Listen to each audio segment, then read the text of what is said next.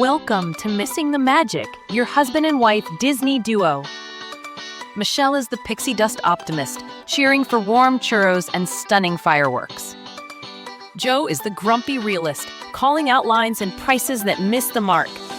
We give credit where Disney makes magic and call them on it when they don't. From parks to cruises, films, and food, clear takes and sharp laughs await.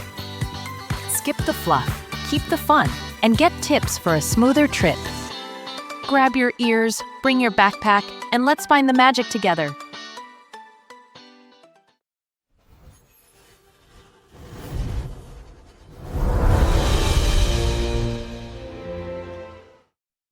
Hi, everyone. It's been a little while. We took a little bit of a break after our very long, extensive exhaustive season of covering the last cruise. Of covering the cruise, where we weren't sure where we wanted to next explore, talk about.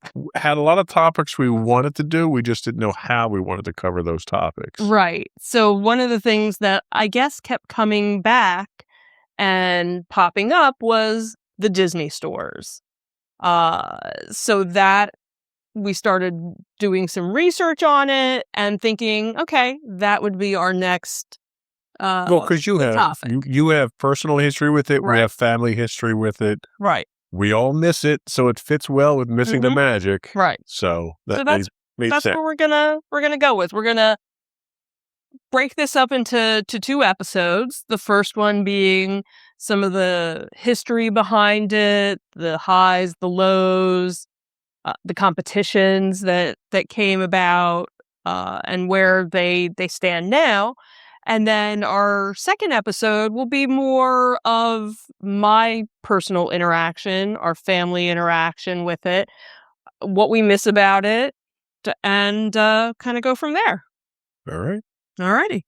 So let's get into it. So the Disney store itself. So the first Disney store opened in Glendale, California in 1987. Yes. I didn't realize it was that long ago. I thought they opened in the 90s, actually.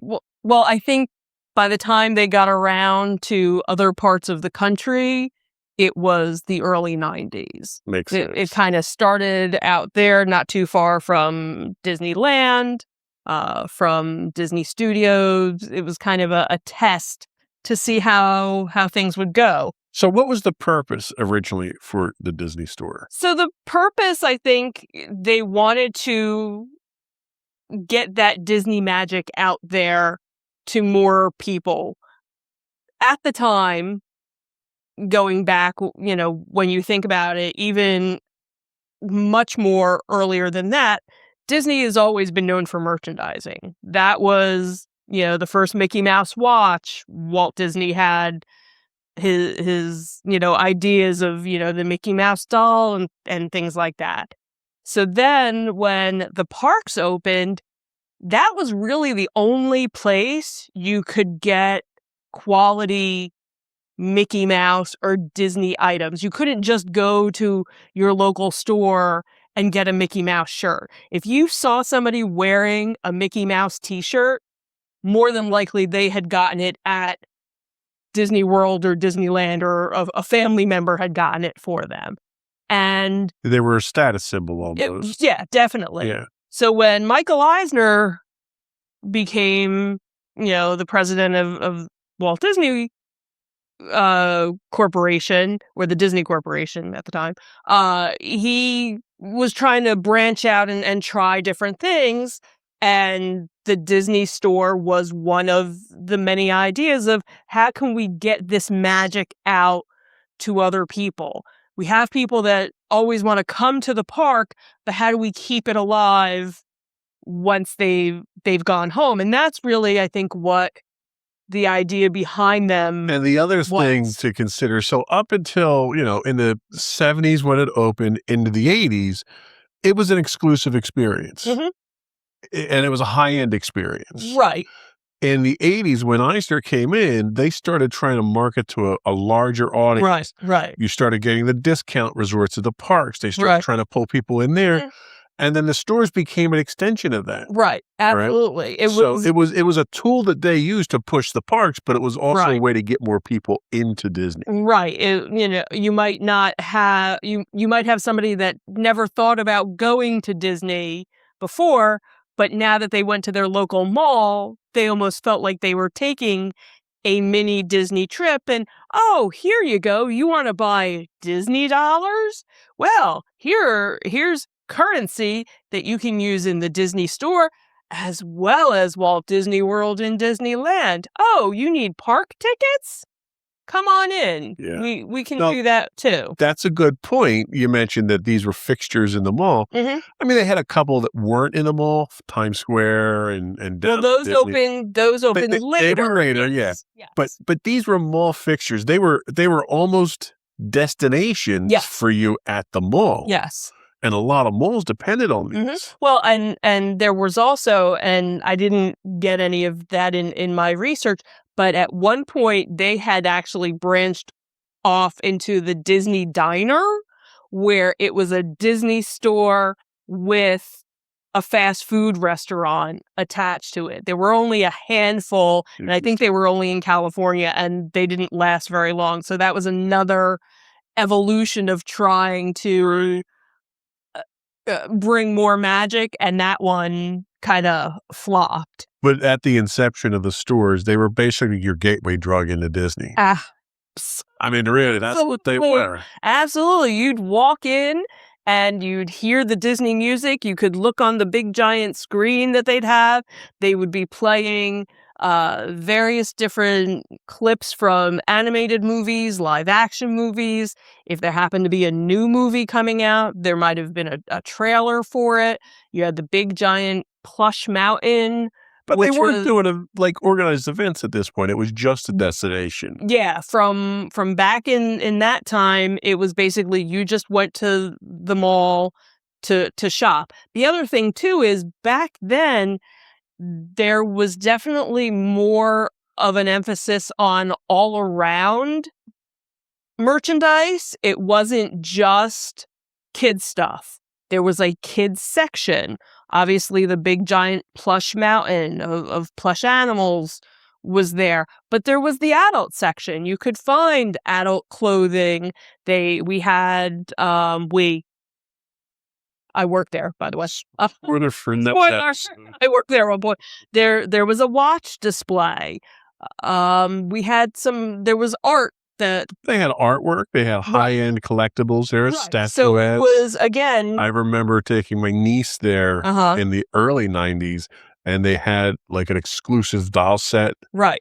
And these were $300, $400 dolls. They were not buy it for your niece type thing. Right. Right. So, you could go in. certainly they were catering to adults. Right. So you could go in and spend $500 on a keychain. $500. Whew. That's an $5. expensive That's like keychain. really expensive. Better come in a car. You could go in and buy a $5 keychain or a $1,000 piece of art, Yeah. all in the same. Jewelry. They had jewelry. Yeah, they had jewelry there as well. And then that was the Disney store that I remembered. Either going to Freehold Mall was my local. That was my first taste of a Disney store. Okay. When I went to college in South Jersey, the Deptford Disney store became my That was my Home. home. That was my home store. that was my home store. And then we kind of ventured out. Cherry Hill kind of became an offshoot. So we were very fortunate where we were that Plus, if we went down to Delaware, you had the outlets too. which right, helped. and they opened those a little bit later. So yeah, there were some people that never had to experience it or never got to experience Disney stores, where we were very fortunate. And of course, I was already a Disney geek to begin with. I would have never guessed that. I have no idea what you're talking about. So this was just an extension for me, Right. personally. So the first one opens in 87. They obviously expand out from there Mhm. across the country. Right. But Disney doesn't retain ownership of them the whole time. No, and what's funny is, so when they first started out, the idea of them was kind of like a movie backdrop. It was Tinseltown themed is what one website talked about it, because you had different scenes from different movies. You didn't have audio animatronics, but you had like statues and Right. large figurines of the characters. The life-size character, all the animated characters were around it. Right. And the cast members were trained like park cast members. The training that they went through was very similar to that. And it had a very Disney park feel to it. And Disney's unique in that its park employees are cast members. Correct. Which is what was interesting, was that the store employees were cast members as Right. well. So they didn't have a different class of Right. people for them. They were all basically Right. random And cast. again, spoiler, our IDs, because we had IDs, were very similar in look to a theme park cast member's ID. It was just a little logo and I think a color change. So if I flashed my ID to someone, it looked like a regular ID that looked like one of the parks. So yeah, so the stores expanded in the early 90s. You even had international ones, Japan. At the peak, they were actually up to 747 stores worldwide by 1999. Now, before we jump into them being sold off and things like that, this is also around the time that Warner Brothers decided that they wanted to open up a store. So they actually opened up a store in 1991, their first one, also in California. And they were taking, using the Looney Tunes character, DC Comics, other Warner Brothers properties to kind of, and they went using the Disney store model to model their So Disney store. kind of set the pace there. Warner Brothers followed it. Warner Brothers didn't last as long as Disney. No, they actually ended up closing in I think it was like 2001. Right. So it wasn't very long. And the only Warner Brothers store around here was in Cherry Hill. Well, we had one also in Freehold. So that was the one that I knew, and it was a different vibe. It wasn't. It was more adult. It was definitely right. It was definitely more adult. Well, and they were very focused on clothing too. Yes, and you figure Looney Tunes characters were never really kid friendly. Like as the years went on. Well, they seemed kid friendly when you were a kid. And then as you became an adult, you were got adult humor. What? Wow, that totally makes things different.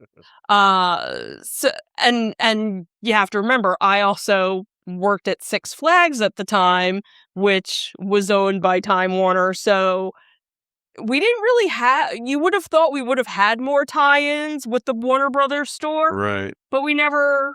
Well, and that's like at Disney stores were maintained and appeared very similar to the shopping experiences in the park. Correct. And you didn't get that from the Warner Brothers. Yeah, Warner Brothers, it was a completely different animal. And like you said, the merchandise was completely different, much more expensive stuff, not as many toys, and obviously didn't last as long. Right.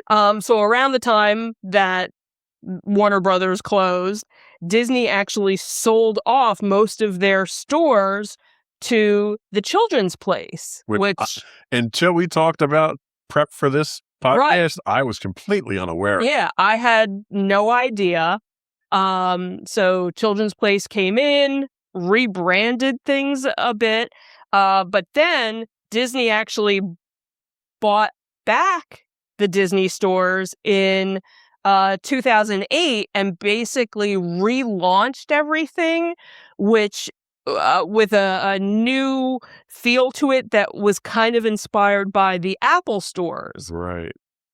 kind of wonder. They've raised all their prices and nothing was in stock. No, Steve Jobs, at one point was part of the Disney board. So I wonder if that was part of it. So when these new stores opened, they featured more interactive displays and elements, and most of the stores had some sort of castle theme to it.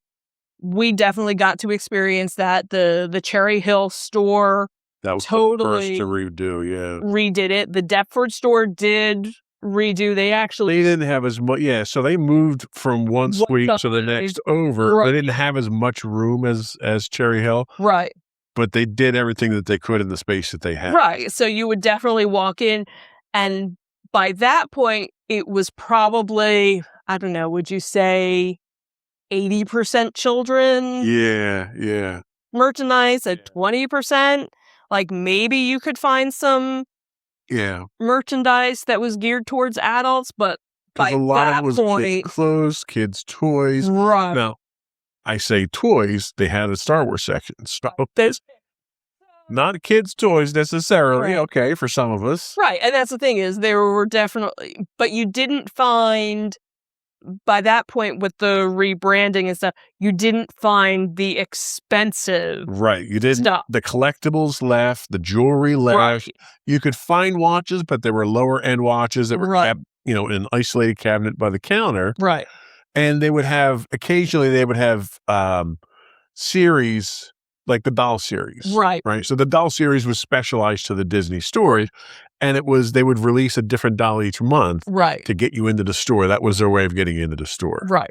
But they weren't that high-end $1,000 purchase you were walking Right. Whereas if you went down to Disney World and went to Downtown Disney or Disney Springs, depending on what time frame, that's where you could go and find. It wasn't like Rhythm Animation prices or World of Disney prices or anything like that. Right. Yeah. Right. And then that was also where they shifted some of their more flagship stores. So I had always remembered there being a store on Fifth Avenue, 5th and 55th. That's how I always remembered it. And I remember the one time we went to New York City, we were like, where's the Disney store? We couldn't find it because they had actually closed that location down, but they did open. That was when they were in Times Square. Right. So they did open another one, and that store is still there now. And that was huge. And that was huge. 2 floors. Yeah, but it wasn't as big. The one on 5th and 55th was even bigger because I remember going to that. Actually, the one in Times Square is multiple floors. I'm thinking of FAO Schwartz was 2.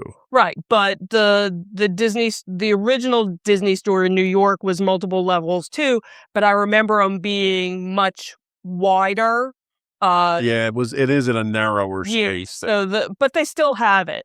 I also remember back in the late 90s going out to Las Vegas and going to a Disney store. And that was one of the other things too, is that some of the merchandise that they would have in the store was store specific. So you'd go to a New York store and they had Disney Store New York, or they had the mini Statue of Liberty. Right, which I still have.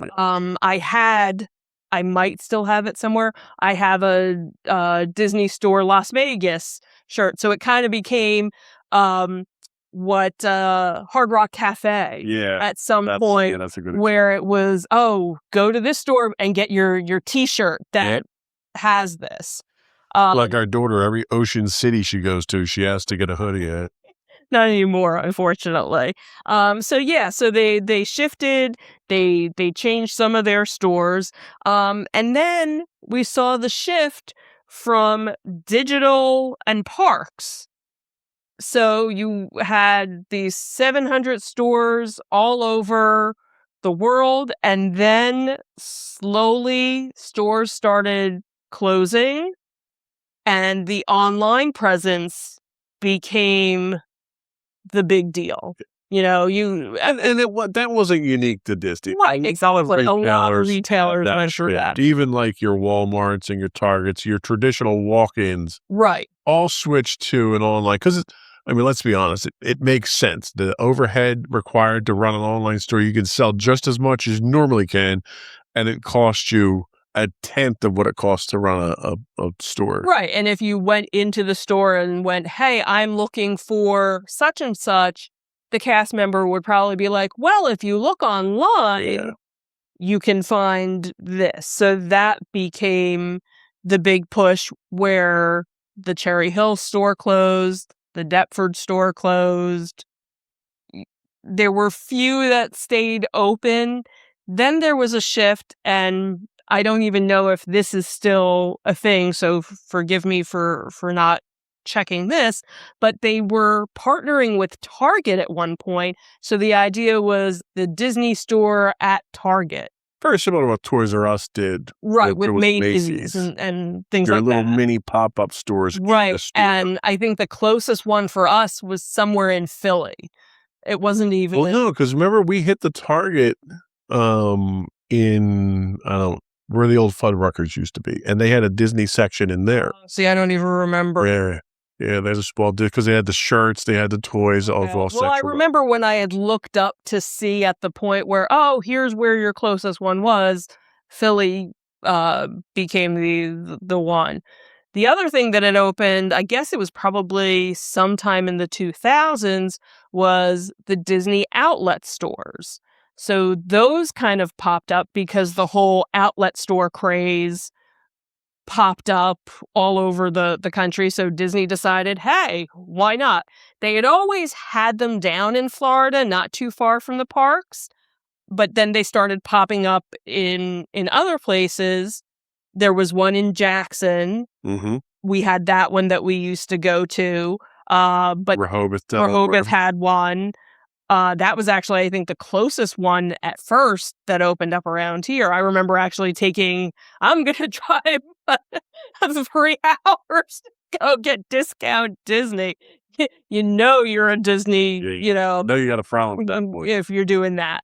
And then slowly a lot of them closed, but there are still a handful of... I think did the one up in, because there was still one that was left up in the Lancaster. Yeah, right? that one I believe is still there. I'm not sure if the one in Hershey was still there, but the one in Lancaster, I think, don't quote me, might still be there. They're hard to find, but they were never easy to find before. Right. You kind of had to know. Yeah. And it was funny because I remember when the outlets that were down near Disney World were open, that was definitely like you had to know someone who knew someone to find, hey, what's the address for it? It was like going to a speakeasy in some cases. The interesting thing that I think is that the history of the Disney store very much follows the history of Disney Corporation and its philosophy. Mm-hmm.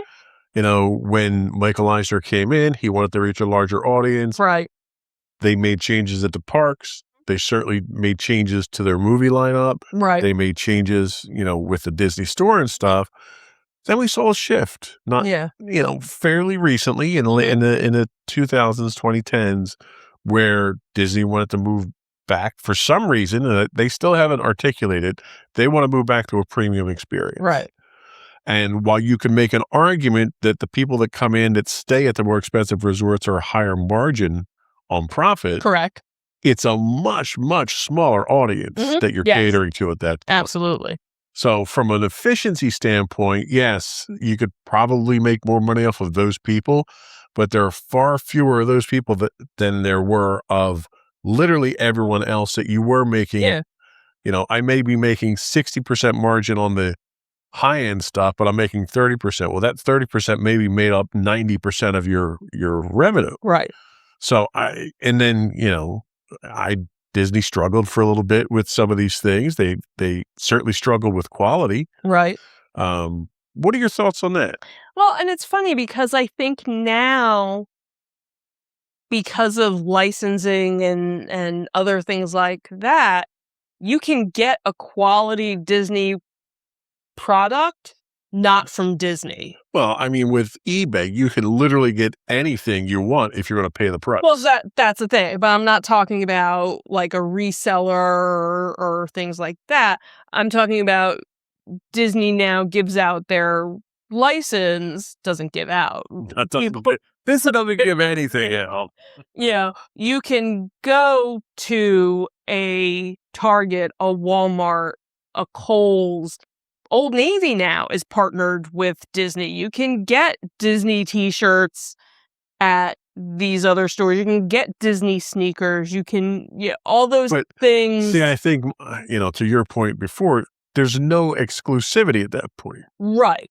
You see somebody with a Disney t-shirt now, they could have got it at Walmart. Right. Even Haunted Mansion stuff. Okay. So anything that was park related, you had to get it down at the parks. Even a Haunted Mansion item, if you didn't go into Magic Kingdom, you couldn't buy a Haunted Mansion item. You couldn't go to Disney Springs. Well, and for the longest time, the Haunted Mansion was even neglected in Magic Kingdom, right, too. But still, at the time, you had to, that was almost I went to the Haunted Mansion, so I bought the Haunted Mansion. You wore it like a badge of honor. Right.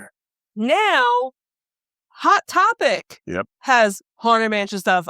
If I go on my phone right now, because my phone listens to me and knows what I like, it's going to show me, hey, you want this Haunted Mansion t-shirt? Now, it doesn't say Walt Disney World. It doesn't say it, but when you look at it, it's the Haunted Mansion.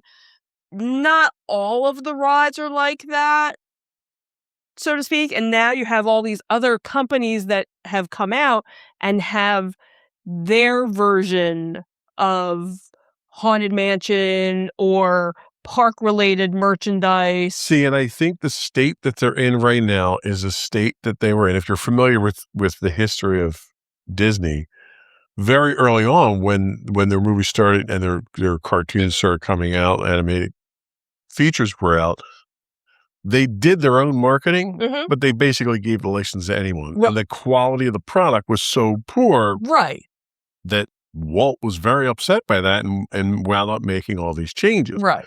It almost seems like they're going back down that path now of just give the license to everybody. Let's make it available to everybody. It doesn't really matter as long as you make our money off of it. And it cheapens the brand across the board. Yes, I definitely can see that. But the Disney experience, the being able to go to the park, that's now become the premium again. Yes. So I can have my Disney t-shirt. I can have my Mickey watch. It's cheaper now. Well, and it has to be because going to the park is so much more expensive now that gearing up to go to the park, I have to gear up at Walmart so I can go to the park, and the park's so expensive. Yeah. And you always had people that did that anyway, which honestly, it makes more sense. Let me go buy a $5 t-shirt than go to the park and spend $50 on a t-shirt that... But the store itself wasn't a store. The store was a destination. Right. It became, at first, it was just a store. You had people that would probably linger there a little longer, but they were perusing and looking and things like that. And then it kind of shifted to, it became a play date for kids. It was like they were brand ambassadors. Yes. They sold the parks. Yes. When you went to the store. You didn't just go to buy merchandise. You went to experience Disney and be inspired to then go to the park. Right. And you don't have that now. Right. When I was a cast member there, we had our regulars. We had the people that came in maybe more than once a month to see what was new, or, hey, I just went on my trip. This is what I saw. They wanted... That's what I would do with my niece. We would go out to the mall. We'd walk the mall, and we'd always go into the Disney store. Sometimes we'd buy something. Sometimes we wouldn't. But just being there was magical. Well, right. It was different than going to, the toy store. Right. In a way. Right. It was something, Yeah. There was that. We don't have that anymore. That's the magic that we're missing. Yes, we're definitely missing that. So obviously we're doing cruises. We haven't been to the parks in a while, but that's a whole different story. That's another podcast. in between those getaways, Right. you don't have that release. Right. You can't go to the mall and just bask in the Disney glory Right. anymore. Right. And I think that's unfortunate. It's unfortunate that kids these days can't experience that. Like the closest thing for me now is going to Box Lunch. Box Lunch is probably 1/3, depending on of Disney merchandise. And that's kind of nice to see the stuff that they're coming out with for characters that are so obscure that most people probably walking into the store look at and go, "Who's that?" Yeah. And the type of merchandise people my age are like, "Yeah, I totally want that. I don't know why, but I do." Yeah. But you don't have the earworm of the Disney song in the background or The smell. I mean, you walked into the Disney store, there was a very distinct smell when you walked in. So you're getting that Disney merchandise feel, but you're not getting that other aspect. And really, I don't think there's any stores now, any retails that does anything like that. As much, me, I'm the first one to start bashing on Disney for the decisions that they make. And part of the lack of a Disney store is certainly Disney's fault for pulling it. Right. But also at the time that they did the pullout, you're seeing a massive decline in the mall environments as well. So there's certainly a financial aspect to it. Right. But I guess my point is the store wasn't there just to sell merchandise. The store was there to represent the company and to convince people or to suggest to people to expand within the franchise. And you're saving your money by not having that outlet, but what are you losing by not having that brand ambassador? You're right, exactly. You're not getting that, you know what? I wasn't sure what to do for vacation. Right. Well, we'll just go down the shore again. Right. Or we'll do this or that. You don't have that, like it's kind of silly to advertise a Disney cruise down in Walt Disney World, I think. Right. Because more than likely, the person that's already gotten to Disney World more than likely will do a cruise. Like they're not they're kind of your target audience, but they're not your target audience, I guess, is where if you had a Disney store, you could lasso. Yeah. And that's what they were. It was if you couldn't, all right, so as I grew up, didn't have money, right? Poor as dirt. Didn't even have money to put food on the table sometimes. Right. But I could still go to the mall and we were so poor we didn't even have Disney Channel. Okay. So that we couldn't afford that. Right. But I could go to the mall and I could experience what everyone else who had money could experience, and it didn't cost me anything. Right. And it kept that flame burning, for the longest time. And you don't have that now. Right. Now, maybe I'm not, certainly at the time, I wasn't the type of person at Disney when I was not their target audience. I wasn't coming in and dropping thousands of dollars. Right. Right. But they still had that space available for me. So I didn't feel like I was left out. Right. So it's kind of sad. It's that magic that you're missing. It's not just that we can't go buy stuff. We can go buy anything we want. You go to the online store, go to eBay, go to do whatever you want. We go to pop culture shows all the time, and we have a friend of ours. We haven't seen him in a while, but he travels up and down the East Coast, and he'll when he's down in Florida, he'll go to Disney. He'll go buy on bunch of stuff special. I don't know what do you call it, a sales badge or a sales pass or something. I don't even know if they have that anymore. Yeah, basically, he used to go down, not buy a ticket, go in, buy whatever he needed, and come out. Right. And then he would sell that at the shows. So it was another example of how you could get some of that magic out since the stores were gone. Right. So, do you think they'll ever come back with the stores? I don't know. I don't. And that's the thing is you're starting to see a resurgence because obviously during COVID, you had a lot of stores that shut down, but now you're starting to see some other retailers pop up, I could totally see them doing a pop-up Disney store around a certain event or something like that. We were just talking literally yesterday about, I used to go to computer shows. Right. There was a Garden State racetrack here in Cherry Hill that used to do these big computer shows, and they'd have them all over the place. And I miss going to those because it was a chance to interact with people and immerse yourself in the environment.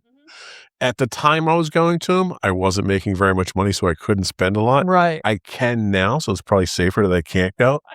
But the computer shows and the face-to-face interaction you had, maybe I can go online now and buy anything I want computer, and I do quite frequently. Yes. If we turn the camera around, you would understand. But you would go there, and I could talk to experts. I could talk to my friends. I could meet people that were on the BBS with me, and so it was a social thing, right? And the Disney store was the same thing. It was a social thing. You would see the same people coming in. We would go to these events with our daughter, and we would see the cast members. And it turns out we had connections to those cast members. We didn't realize that we had connection to them because of the community and stuff. So it was a very different experience. It wasn't just a shopping experience. Right. And I feel, and this is where I'll bash Disney, but I feel Disney robbed us of that. Right. And I think that's what the D23 convention became, where they problem is they do it every 2 years, and it's never near us. Right. It's in California. It's always in California. I remember the first year that they did it, I was like, do I go? Right. Like even Celebration, they move around, never anywhere near us, but they move it around. Right. And when D23 started doing events, they were popping up. We did go to a Philly event. So they did University over there, that was their but they don't do that anymore either. They still do D23, but not the traveling shows. They still have some traveling. They just never seem to be in our area, because I do look every now and then. Even though, so I guess my point is, right? What the hell is Disney doing? Are they're deliberately trying to alienate people? Like, you had all these avenues into the property that they're pulling the rug out from under people. Right. Well, I guess this will be where we'll see, because obviously there is now going to be a shift in Disney, because well, we'll see what we're going to get with a new CEO. We'll see. Right. We have a new CEO. I will remind you of Bob Chapek, okay? Right. Well, and Josh is, from what I've seen within the Disney community, everybody seems to be feeling very positive. I think he comes from the right side of the business. Right. Because when Bob Chapek came in, everyone went, Bob who? Yeah. Nobody knew who Bob Chapek was. Is it a requirement that a Bob's in charge? Right, now? because we just had, Bob Iger. So with Josh, he's been very out there. He's been, because he was. You take that two different ways. No, in terms of the parks is his love. That's where. And he's been with the company 26 years, 27 years, I believe. So he's worked all over the place. He knows he's that showman. Like, you never felt like with Bob Chapek that he was a showman. Bob Chapek was the kind of guy that looked at the bottom line and bottom line only. Right. Where, Bob, Josh. Not Josh. I was going back to Bob, and I was even going back to Eisner. To Eisner as well. They were very, they kind of had that, okay, well, this is what Walt Disney did.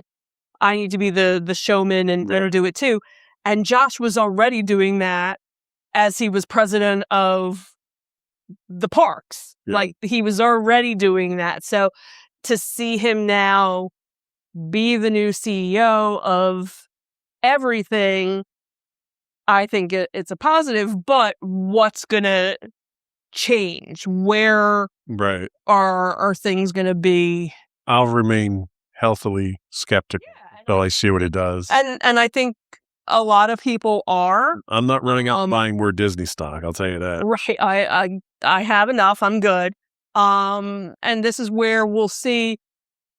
The other thing too is we're older than we were 30 years ago, where we were going 5 minutes ago, 10 minutes ago, where we would go to the park. We would spend, rope drop to, I did rope drop once. I'll never do a rope drop again. But the thing is, we were the type of people that would spend all day in the park. We would go for a week and we would take one day off as the years went on. Because you had a hellish pace set for us. Well, sorry. On.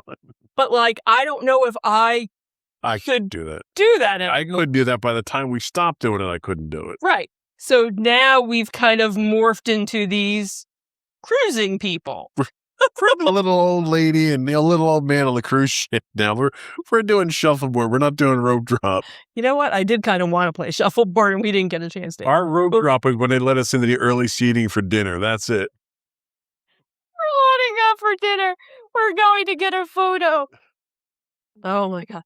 But that's, we're not the prime target audience anymore. No. So how do we keep that Disney magic when I'm missing it? Right. Because you can care but there's Disney magic that I like. Yes, there is. And you enjoy seeing me. I do. I get more joy from you enjoying it than I would enjoy it myself. Right. I haven't seen the castle in a while. So I'm sure. Which castle? The real castle or the wall that they have in California? Both of them, actually. I would love to get out to California again. Maddie even talks about how she doesn't do anything with us. Why would she go to California? She would go to California. Obviously, Disneyland Paris is on my bucket list still. Yeah, good luck with that. Well, we were supposed to do it last year. That didn't really work out. I don't know. Maybe this year. So anyway, back on topic. You think we get too far gone? I'm just missing a whole lot of magic. Just saying. All right. I think that was all I had in my notes here. Did you want to sum up something? No. So really, the Disney stores evolved from, successful mall anchor stores, brought in people to experience, and then slowly, faded into they faded slowly. They faded very fast. Yeah. It went into the interwebs. The way that the stores went away was very endemic of what the philosophy of the company was, how quickly it changed. Right. And you started seeing changes across the board. Right. So our other host is here now. She wants to get a word in edgewise. Hi, you coming? So, yes, the Disney stores, I think, were a credit to the company. Mm-hmm. Yes. And I think the company is lesser without them. Mm-hmm. And I think the general audience is done a disservice by having those stores go away. But from a financial standpoint, you can make an argument, but Disney's got more money than God. They've got no reason to complain about, profits not being as high as they'd like them to be or anything like that. So they're not going to get any sympathy from me on that front. Yeah, I agree. Especially considering how they keep raising their prices and ripping us off for everything else. Right. So, but I think that's it for this episode. Correct. Next, we'll talk about our personal experiences and your professional experience with the Disney store. Yep, sure will. All right, we'll be back with another podcast. Yes, we will. All right, you want to go push the button? Hi, Meow. Hi. Meow. That's a wrap on this episode of Missing the Magic. If you enjoyed the mix of cheers and critiques, follow the show. Leave a quick rating and share it with a fellow fan. Have a question, hot take, or park hack we should try? Send it our way at comments@insightsintothings.com. Or call it and leave us a voicemail at 856-403-8788. Thanks for listening, and thanks to Disney for the memories worth talking about. Keep your ears handy, bring your backpack, and we'll meet you back here for more Missing the Magic.